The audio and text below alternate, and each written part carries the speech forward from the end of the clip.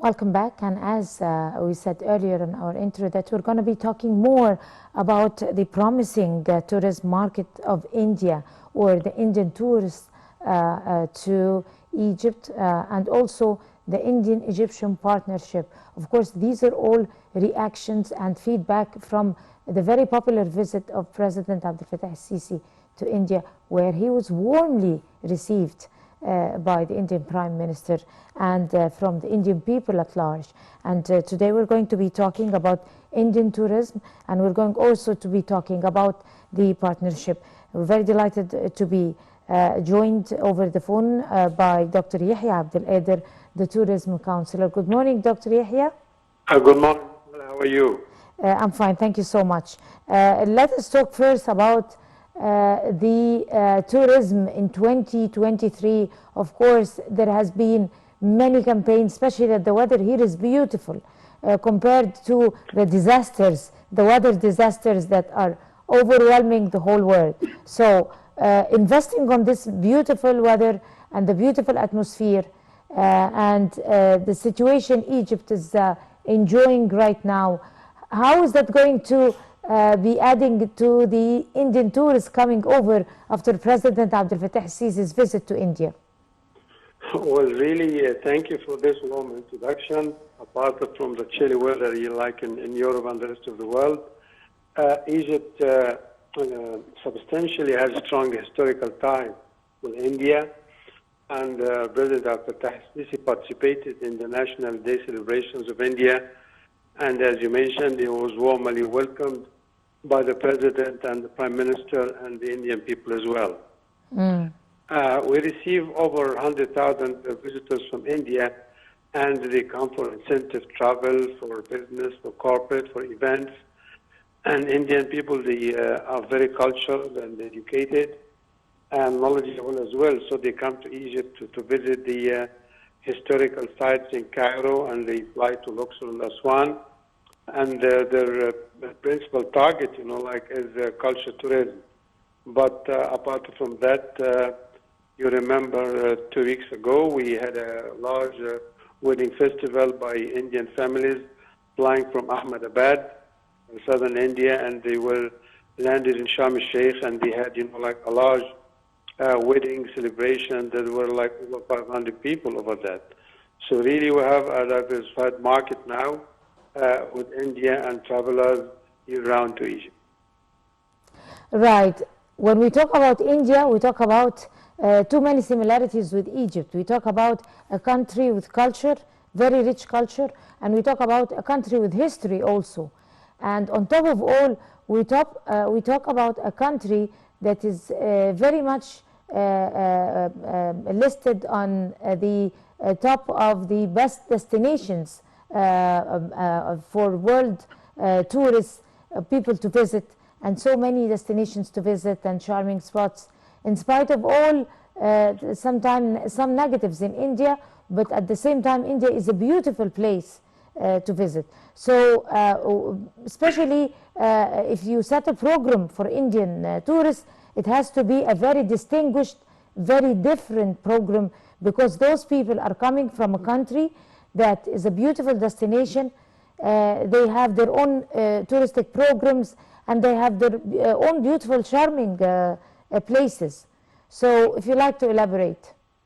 Well, really, we had very strong ties with travel and tourism and hospitality.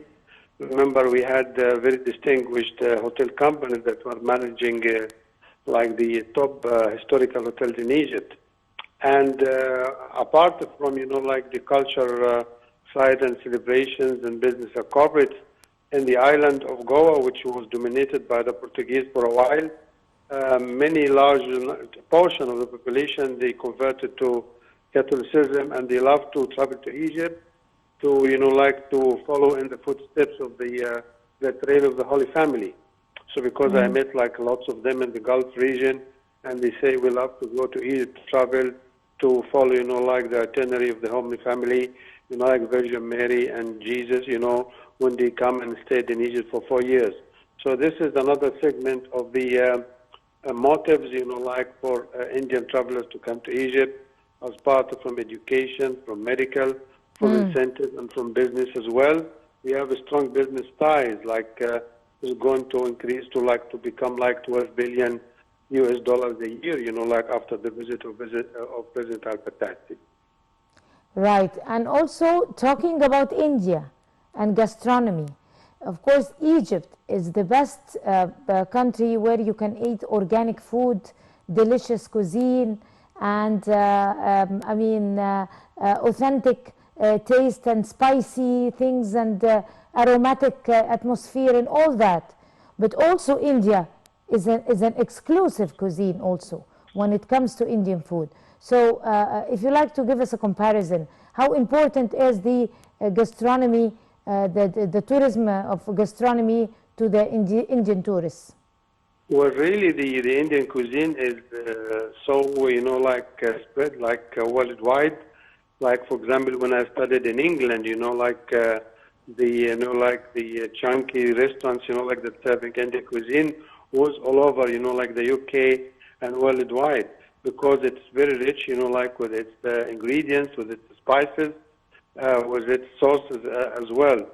So, and there's a distinguish between world cuisine and Indian cuisine, because there large portion of the Indian population are vegetarians. So that's why they created, the vegetarian cuisine, which even you can order when you are flying like on an airline.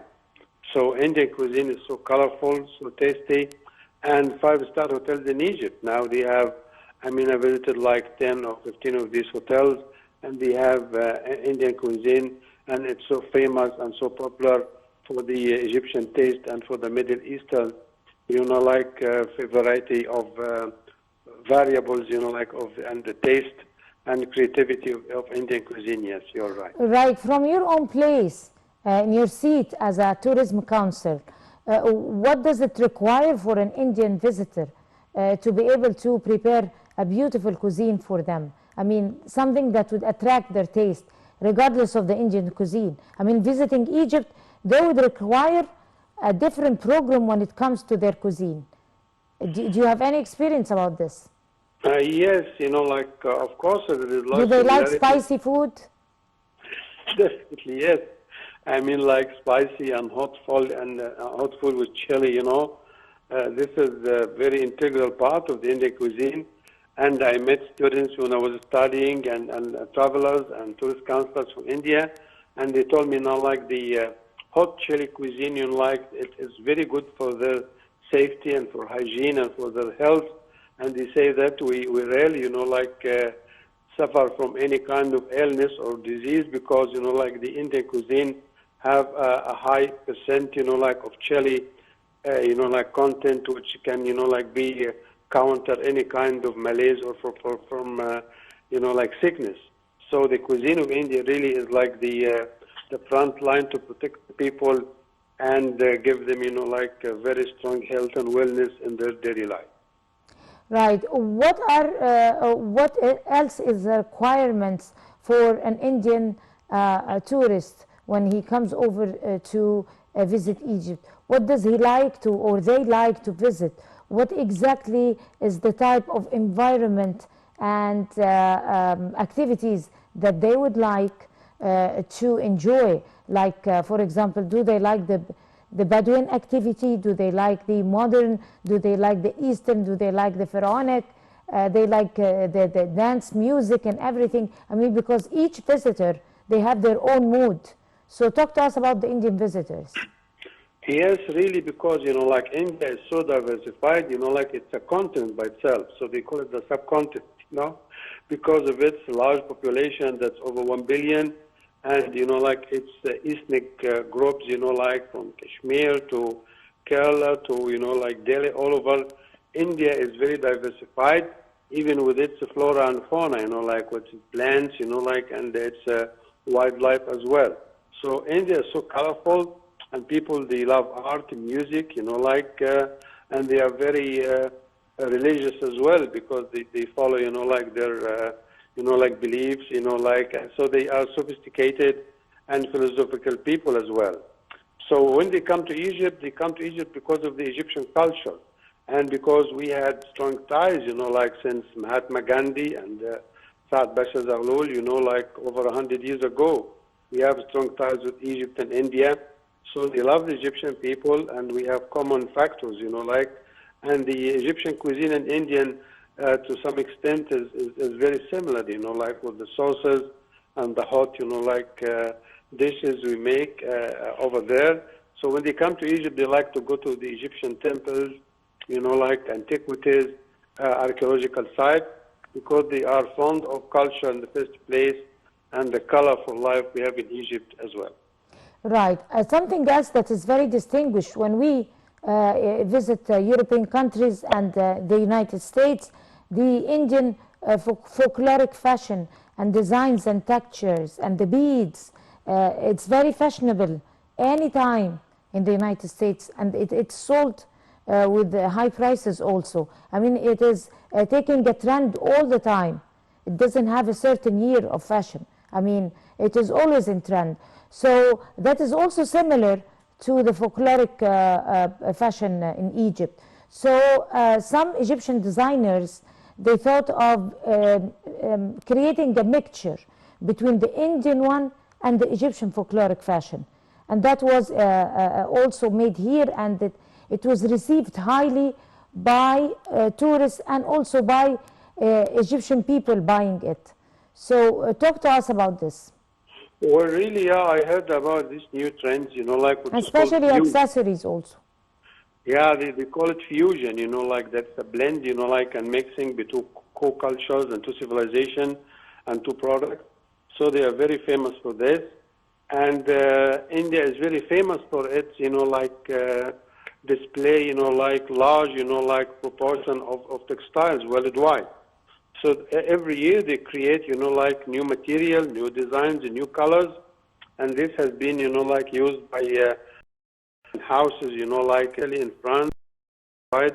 Because they create excellent textiles and leather as well, which are the raw material, like to create fashion and prestigious designs and textiles and costumes worldwide.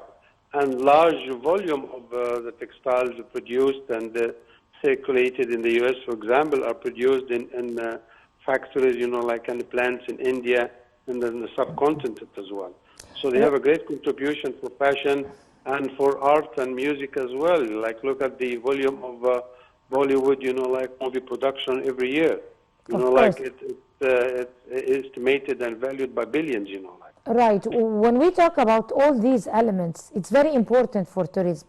It's very important for economy, because they are part and parcel of each other. They are relevant to each other. When we talk about the Indian fashion, when we talk about the Indian cuisine, and when we talk about the Indian oils and aroma, and all these things that the Indian people are very famous and popular for, products for beauty, the oils for aroma, the potpourri, all these things is very much used by Indians and very popular worldwide, and it's also competing with the Egyptian way of using our essential oils and our authentic organic ways of maintaining women's beauty and everything.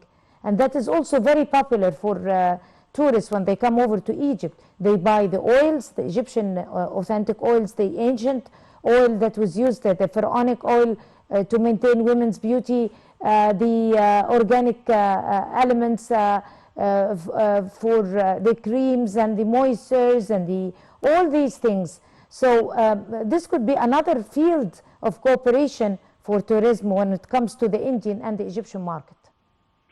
Yeah, really, like the volume of trade and exchange between Egypt, and India, like is very substantial, because I have a friend, Dr. Khalid Zaid. He once mentioned to me that the journeys, like, and the voyages of Queen Hatshepsut and the missions that was sent, like to Pont, like in the east coast of Africa, and he said there are speculations, like by archaeologists and like explorers, that all these trips would extended, like to the coast of Sultanate Oman, and then even reach India to get the spices and get all the perfumes and oils, as you already mentioned, that were profoundly and profusely, like used in Egyptian temples, and for the priests, and for the prayers and for the worship.